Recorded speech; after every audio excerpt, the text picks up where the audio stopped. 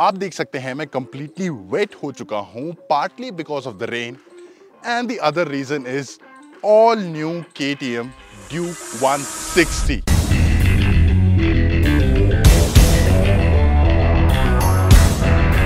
एक 150 से लेकर 200 सीसी सेगमेंट की अगर मैं बात करूं तो वहां पर हमेशा से हमें एक चैंपियन देखने को जरूर मिलेगा, द Yamaha R15। 2007 से लेकर अब तक इसके लॉन्च के बाद कोई भी इसे अपनी जगह से डीथ्रोन नहीं कर पाया।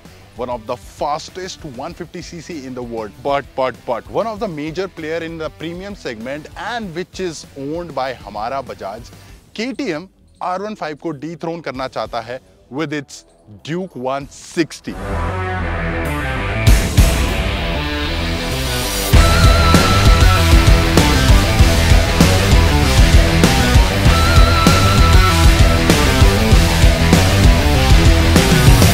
इसकी हाईलाइट है इसका 160cc सिंगल सिलेंडर इंजन जो प्रोड्यूस करता है ऑलमोस्ट 19 bhp और 15.5 न्यूटन मीटर का टॉर्क।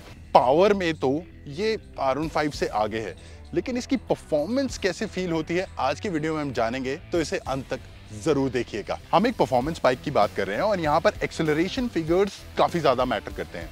0 से 100 ये कितनी देर में जाती है ये तो KTM ने अभी डिक्लेयर नहीं किया है, पर 0 से 60 it will take 4.5 seconds. 80% of the power 4000 RPM तक आपको मिल सकती है। जस्ट 4000 RPM पर 80% ऑफ द पावर। एक यहाँ पर डाउनग्रेड ये है कि KTM अभी यूज करता है SOHC इंजन यानी सिंगल ओवरहेड कैमशाफ्ट, जहां पर बहुत सारे दूसरे इंजन DOHC हो चुके हैं यानी डुअल ओवरहेड कैमशाफ्ट। इससे होता क्या है कि यूजुअली बाइक की परफॉर्मेंस पर असर पड़ता है टॉप एंड पर। जो DOHC इंजन होते हैं वो SOHC इंजन से हायर टॉप स्पीड पर चल सकते हैं, बीइंग सेम सीसी, यानी सेम सीसी के इंजन SOHC और DOHC में यहाँ पर स्पीड का फर्क आ जाता है। जो तो मैंने KTM की टीम से पूछा कि ये कितनी हाई स्पीड तक जा सकती है, तो उन्होंने कहा 112 किलोमीटर पर आवर।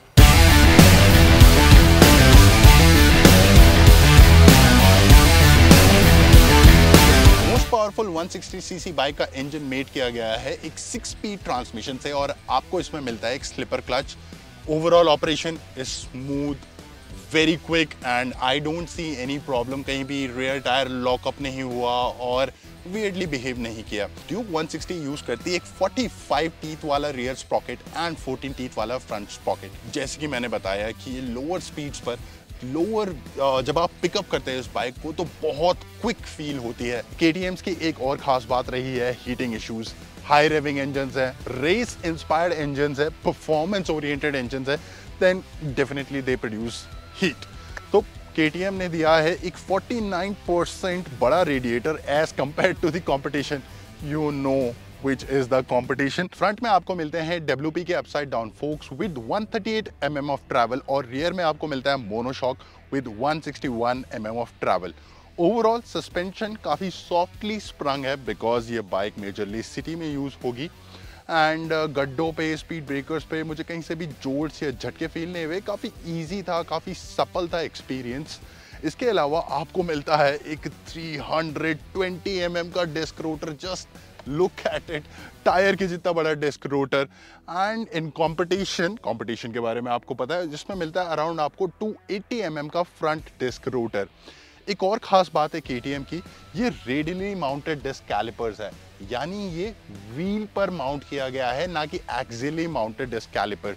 इससे परफॉर्मेंस और स्टेबिलिटी इंक्रीज हो जाती है वाइल ब्रेकिंग, और इस रेंज की बाइक्स में आपको ज्यादातर एक्सियली माउंटेड रेडियल कैलिपर्स ही देखने को मिलेंगे। इसका जो फ्रंट एक्सेल है वो भी हॉलो है, यानी अंदर से खाली है।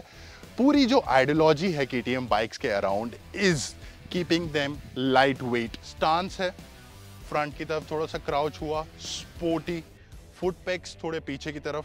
टैंक को बहुत अच्छे से ग्रिप कर पा रहा हूँ मैं। ज़्यादातर मेरी हाइट की वजह से मेरे लिए टैंक्स छोटे पड़ जाते हैं, but this being a 160 the ergonomics are really good. Corner के अराउंड ये बाइक काफ़ी नेचुरल फील होती है, बहुत ही ईजिली लीन करती है। And I tell you there are very few bikes जिनमें मैं कॉर्नर्स के अराउंड कंफर्टेबल फील करता हूँ, सेफ फील करता हूँ एंड द 160 ड्यूक उनमें से एक है। इंस्ट्रूमेंट क्लस्टर की अगर मैं बात करूं तो आपको मिलता है 5 इंच का LCD क्लस्टर। इस प्राइस रेंज में शायद मुझे कलर इंस्ट्रूमेंट क्लस्टर तो मिलना ही चाहिए। इसमें आपको कनेक्टेड फीचर्स मिल जाते हैं थ्रू ब्लूटूथ, और एक और बहुत ही इंटरेस्टिंग चीज़, टर्न बाय टर्न नेविगेशन भी आपको इसमें देखने को मिल जाएगा। Gear shift indicators, trip meters और भी बहुत सारे फीचर्स आपको मिल जाएंगे। एंड ओवरऑल कंट्रोल्स और स्विचेस की क्वालिटी अगर मैं बात करूं, top notch, like you will see in the other Dukes. एक और बहुत ही इंटरेस्टिंग चीज़ है, जो इसकी सीट है वो 10% बड़ी है as compare to the competition. I don't know 10% कितना होगा, बट यस, अगर आप ड्यूक पे पिलन कैरी कर रहे हैं, नाउ ही और she will be 10% more comfortable.